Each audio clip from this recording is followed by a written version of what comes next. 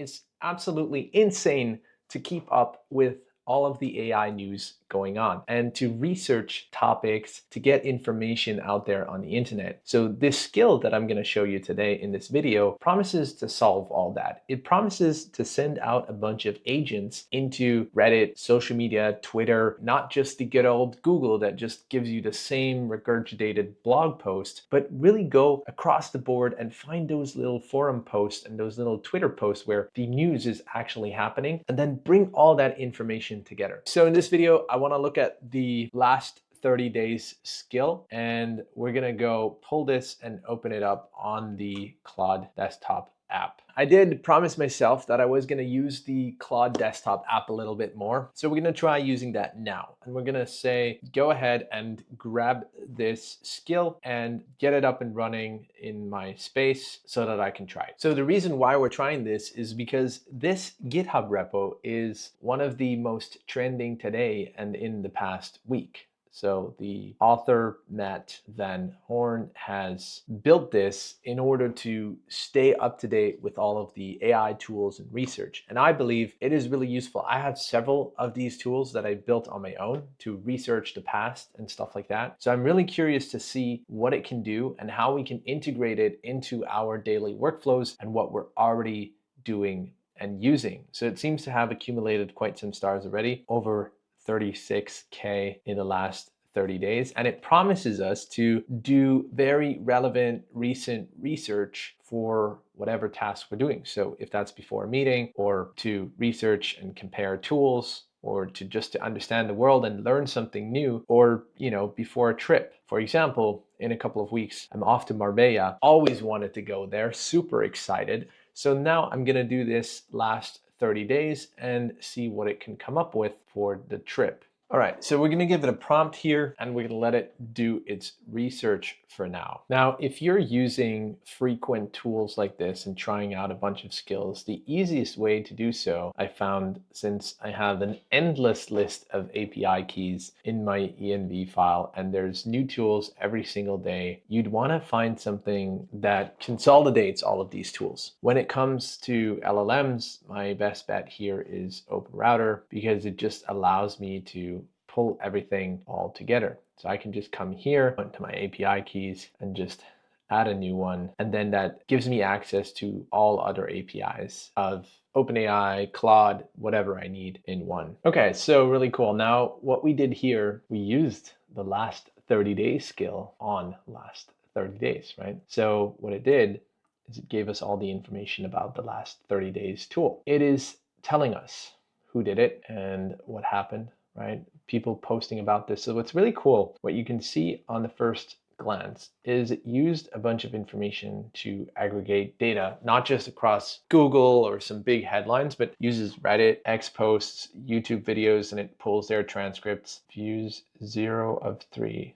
I guess it didn't use any YouTube videos, but it found TikTok videos, Instagram Reels, GitHub repo, obviously this one, and a bunch of top voices. So potentially interesting if you're trying to talk about a topic and you're trying to find other people that are also talking about this topic. I guess that makes it really cool. If we look, we have this raw data dump where it found recent YouTube videos about this. So that might be interesting, right? If I'm creating this video now and I'm talking to you guys about this skill, then I would know that these people have already done this, yesterday.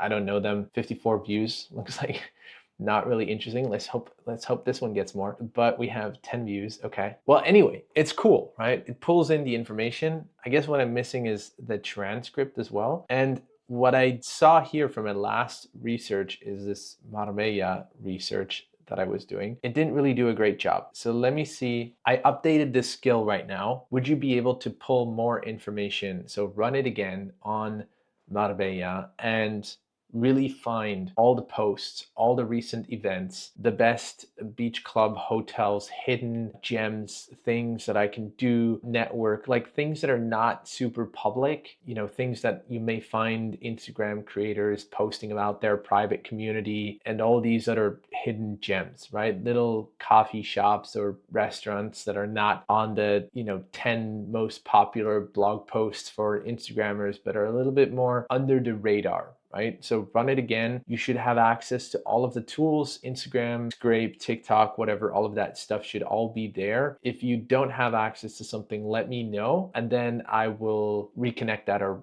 ask me a question or whatever. So cool, let's see if this can just run again. And then I would also like to do something here, just because I've built a lot of these tools and I'd like to understand really how this is different from what I already have. So why don't you compare this skill now to our skills that we already have, right? We have the YouTube research skill, the content reels research skill, and all those other research skills that we have in place already. Can you let me know the key, since you're an expert now on the last 30 days, let me know the key differences to our internal tools and how this complements, or how this is different from or better than our current internal tools and the skills and workflows that we use right now within Founder OS. That is something that I'm very interested in, because while it is cool that it does pull in all these different resources, it does use credits. I'm not sure how many, we would have to go check. Okay, so they gave us 100 free credits, and I guess we already used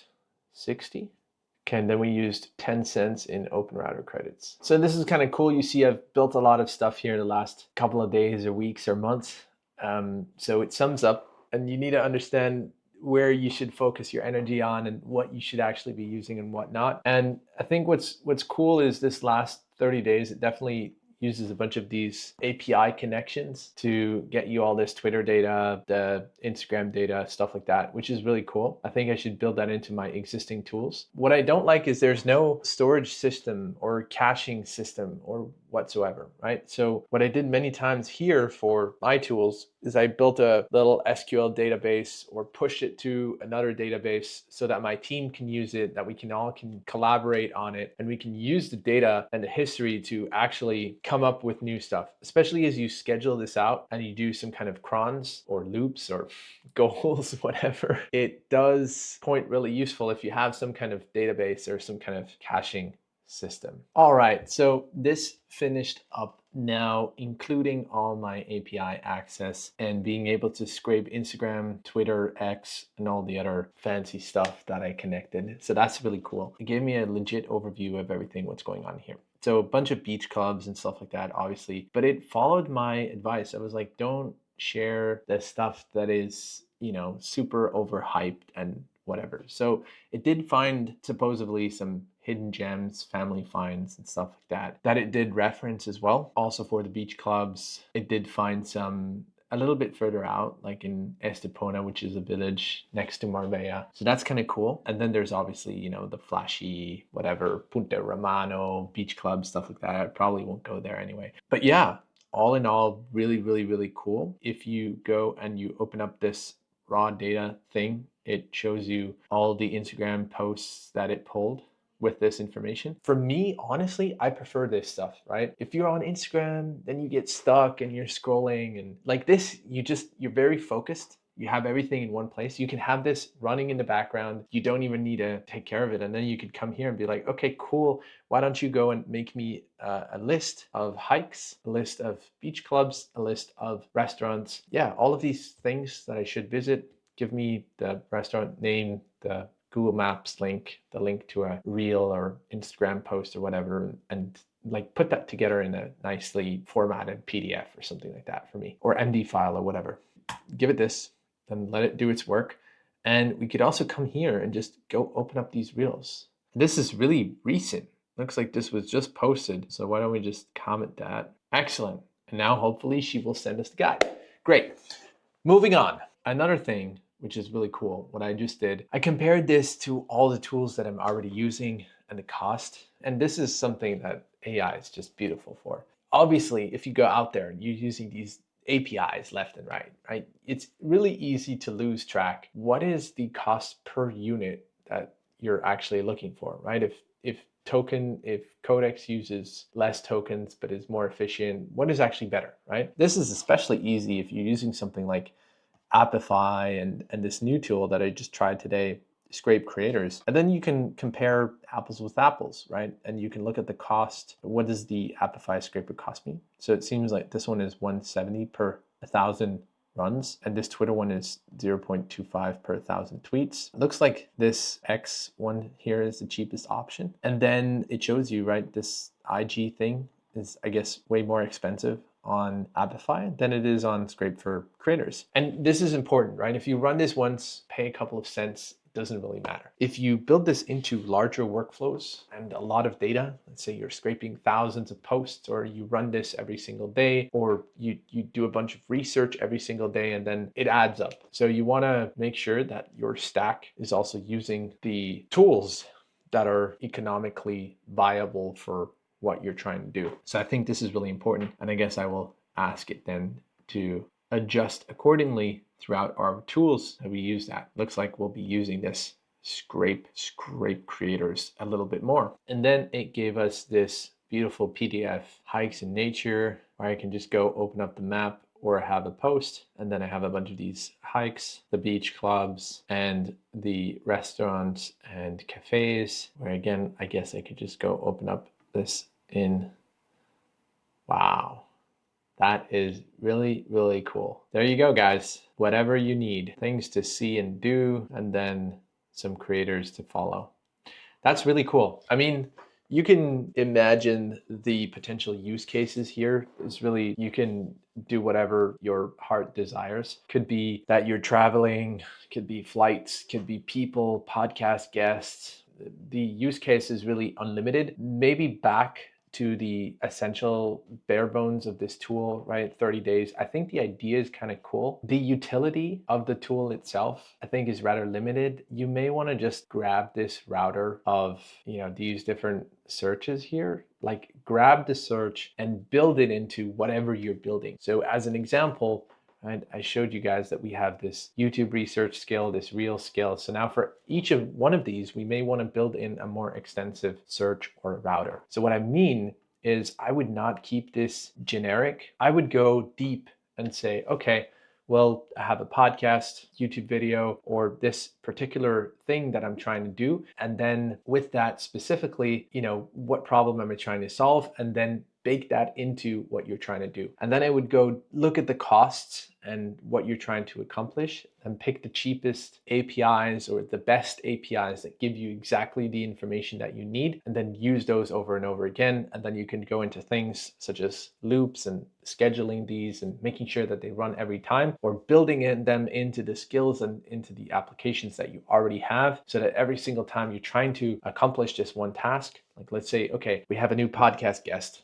and then you click on the button and it does all the research and it gives you exactly your files, right? Say for example, every time I travel, I want to have this output of this kind of guide. Now, I don't think this is amazing. I think it's great, but maybe I want to have a specific design or format, or maybe I want to have it in a specific place, right? Like my notes app or in my Obsidian vault, right? And then I would go, and instead of having these tools, because this is what I've experienced across the board, right? When you grab these skills and you put them in place, they will go and have their own things. So they will go and put the files down in their own folder where that is. And I think that is crazy. Like it's super annoying, right? Because then you have superpowers or whatever it's called, brainstorming. You have this 30 days, and every tool thinks it needs to save stuff somewhere else and use their own OpenRouter and whatever. So you want to grab these tools and take what's actually working from them and put them into your current stack. And if you want to know more about how to do that, then click the link below in the description. Join my community, where I'm going to be making a bunch of in-depth videos showing you exactly how you can connect that and how I use my stack within